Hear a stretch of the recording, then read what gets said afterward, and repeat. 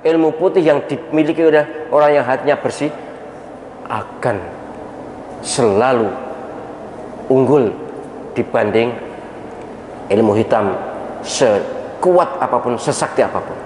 Ya seperti yang saya alami dulu lah. Dulu saya ya sakti banget, ya mohon maaf ya. Kalau ya pokoknya sakti lah. Kasihan saya yang sudah pernah saya sampaikan pada panjenengan. Ilmu hitam setinggi apapun tidak pernah mengalahkan ilmu putih.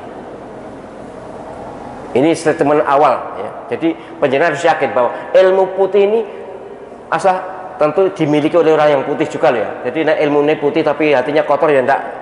Ilmu putih yang dimiliki oleh orang yang hatinya bersih akan selalu unggul dibanding ilmu hitam sekuat apapun, sesakti apapun. Ini. Nah, yang saya tahu, yang saya cermati, para spiritualis itu adalah spiritualis model saya 20 tahun yang lalu itu. Ya, zikir ada tapi campur-campur kemudian menjadi ilmu abu-abu, grey magic. Ya seperti yang saya alami dulu lah. Dulu saya ya sakti banget, ya mohon maaf ya. Kalau ya pokoknya sakti lah dulu, tapi ya itu karena ilmunya kotor, hati ini menjadi kotor, ibadah malas dan seterusnya. Ya tetap ibadah, tapi ya seperti itu. Ini mayoritas ketika menghadapi yang dogdeng dari kalangan sana yang sudah menyatu dengan setan. Sekali lagi mereka menyebutnya iblis. Sebenarnya iblis itu hanya satu ya. Iblis itu seluruh dunia ini hanya satu yang disebut iblis, tapi mereka menyatakan iblis itu salah itu. Yang benar setan. Iblis ini satu golongan jin yang akan umurnya sampai kiamat, satu saja. Namanya iblis. Kemudian setan yang lain itu golongan jin yang jahat itu namanya setan.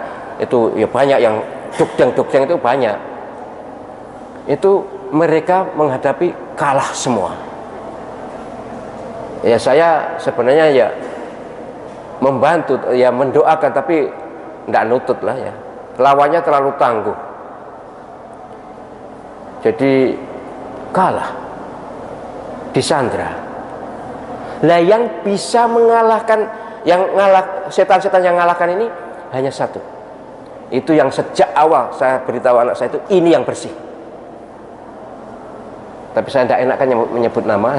Jadi pokoknya ada satu spiritualis yang bersih, walaupun doanya ada doa buatan tapi tidak apa-apa, tapi tidak melibatkan Jopo Montro, tidak melibatkan kepercayaan yang ya bukan kepercayaan sih. Kalau kepercayaan tetap tauhid, itu untungnya tauhid, jadi mereka selamat walaupun kalah. Ini saya mohon moga-moga para spiritualis juga mau menyimak ini. Jadi bersihkanlah laku spiritual yang meragukan, yang menyimpang. Misalnya minta tolong pada para ya orang-orang yang sudah wafat. Tidak boleh minta tolong hanya kepada Allah SWT. Kalau perantara monggo namanya wasilah boleh. Tapi kalau langsung minta tolong, saya akan mengucapkan itu nggak enak karena ini aliran torekot. Aliran torekot yang sudah lama saya tentang sebenarnya, tapi ya tentu saya kalah banyak ya, kalah wibawa juga, kalah tuwek juga, sehingga penentangan saya lokal ini kan diekspos ke seluruh dunia, sehingga saya nggak enak untuk mengatakan sesungguhnya. Yang jelas laku-laku tarekat tertentu yang dijadikan zikir itu justru berbahaya untuk dia. Dan benar, saya sudah lama khawatir, sudah lama. Saya kan sering nonton itu YouTube yang spiritual itu. Saya amati, waduh, ini kok gini, ini kok gini, ini kok gini. Semua populer, semua top kalau melawan yang sedang-sedang itu, atau yang tinggi tapi tidak sangat tinggi. Yang sangat tinggi itu namanya iblis, dajjal, itu sangat tinggi itu. Kalau di negeri ini misalnya Ratu Kidul itu sangat top itu. Nggak mungkin ya orang biasa atau spiritualis biasa mengalahkan, nggak mungkin. Nah ini satu ini yang bisa mengalahkan, itu pun susah payah ya, karena memang ya namanya orang kan punya keterbatasan, kalau tidak terbatas nanti akan sombong. Ini penting untuk saya tegaskan pada panjenengan. Alhamdulillah wa syukurillah, saya bisa ada kesempatan hidup untuk membersihkan yang dulu, dan yang panjenengan dapat dari saya itu yang terakhir, yang sudah bersih, yang tidak usah campur-campur macam-macam. Andai kata panjenengan ngelakoni poso, janganlah poso-poso yang seperti mereka itu. Mereka juga ngelakoni poso seperti saya dulu ya, ngelakoni poso yang macam-macam, poso pendem, poso ngelawat dan sebagainya. Itu saya sudah tidak lagi. Jadi saya berharap kalau puasa ya puasa Ramadan ya, puasa Bayat, puasa Arafah, puasa Asyura, puasa Senin Kemis, puasa Daud dan sebagainya, itu yang ada tuntunannya, itu jangan ngarang puasa sendiri. Kalaupun puasa mutlak silakan, tapi saya sejujurnya ikut Nabi lah. Nabi SAW pernah marah pada 3 sahabat ini. Ini tolong juga penyelenggara ingat ya. Ini sebenarnya saya punya teman kiai yang seperti ini, mohon maaf yang sudah saya ingatkan, tapi ya sudah punya ajaran saya. Jadi Nabi SAW pernah marah pada orang yang puasa terus menerus, mendino poso gitu. Nabi pernah marah, hadisnya sahih.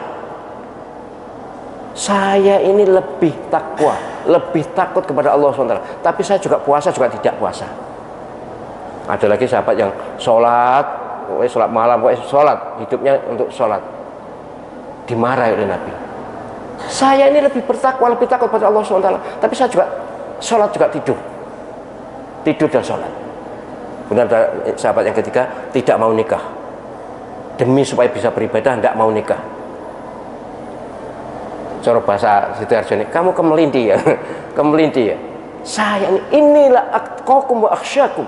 Saya sungguh lebih bertakwa, lebih takut pada Allah daripada kalian. Tapi saya juga menikah, menikahi banyak istri.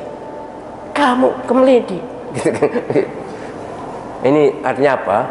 Artinya saya ingin pada panjenengan, apapun laku spiritualnya harus ikut syariat.